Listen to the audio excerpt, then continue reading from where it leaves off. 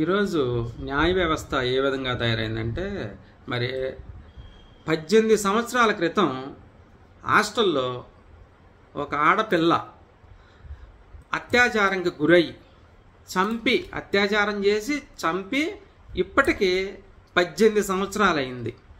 మరి దానికి కాను మరి సివిల్ పోలీసులు దాన్ని మరి ఎంక్వైరీ చేయటం, మరి ఆ తర్వాత దాన్ని కొన్ని సంవత్సరాలు గడపటం, తర్వాత మరి ఆడెవడో ఇంకోడు సీన్ అనేవాడిని లోపలేయటం, అది మరి కోర్టు వాడు కాదని చెప్పి వాడిని మరి బయటికి పంపించటం, ఆ తర్వాత సిఐడి పోలీసులకు ఇవ్వటం, వాళ్ళు కొన్ని సంవత్సరాలు గడపటం, ఆ తర్వాత మళ్ళీ సిబిఐ రావటం, వాళ్ళు ఒక కొన్ని సంవత్సరాలు గడపటం.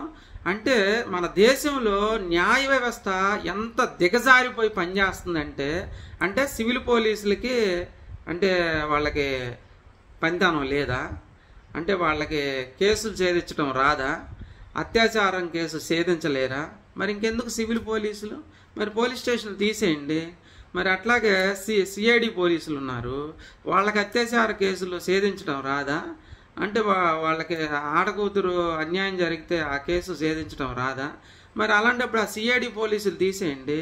అంటే సివిల్ పోలీసులు పనికిరారు రాష్ట్రంలో, సివిల్ పోలీసులు పనిచేయలేరు, సిఐడి పోలీసులు పనిచేయలేరు, ఆఖరికి సిబిఐ పోలీసులు కలగజేసుకొని మరి నివేదిక ఇస్తే కానీ మరి ఆ నివేదికలో ఇప్పటికి ఏం తేలిందో తెలియదు, మరి వాళ్ళకి న్యాయం జరిగిందో అన్యాయం జరిగిందో.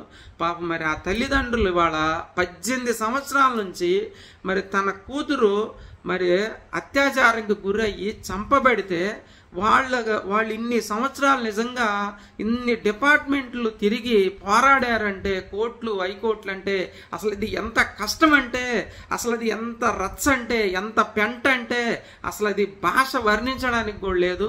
నిజంగా నేను ముందు ఆ తల్లిదండ్రులకి వాళ్ళకి నష్టం జరిగింది, దానికి నేను ఏం చేయలేను, కానీ నిజంగా తల్లిదండ్రులకి ఇన్ని సంవత్సరాలు కష్టపడి తిరిగి ఇక్కడ దాకా తీసుకొచ్చినందుకు పాదాభివందనం చేస్తున్నాను నేను నిజంగా.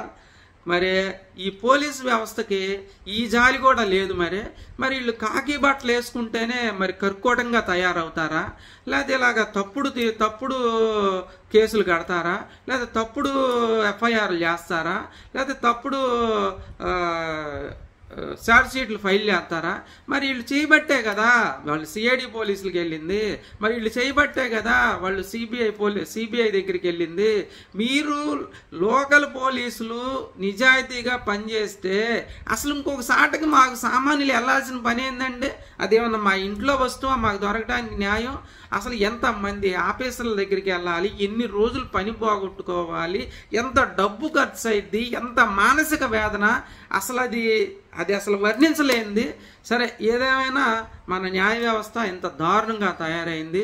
మరి ఇప్పటికైనా ఆయిషా మీరా అమ్మాయికి ఈ సిబిఐ పోలీసుల ద్వారా న్యాయం జరిగిద్దని అనుకుంటున్నాను.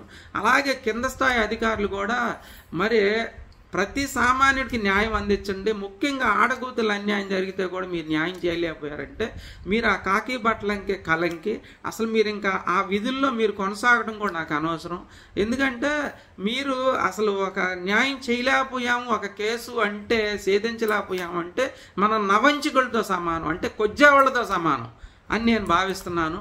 ఎందుకంటే దీనికి సంబంధించిన అట్లాగే ఈ వీడియో ఇప్పటికైనా ఆయిషా మీరాకి న్యాయం జరగాలని, ఈ 18 సంవత్సరాల ఈ నిరీక్షణ తల్లిదండ్రులు న్యాయం జరగాలని కోరుకుంటూ, అట్లాగే ఈ వీడియో నచ్చితే లైక్ చేయండి, షేర్ చేయండి, సబ్స్క్రైబ్ చేసుకోండి. Thank you. మీకు పద్మ కలెక్టర్.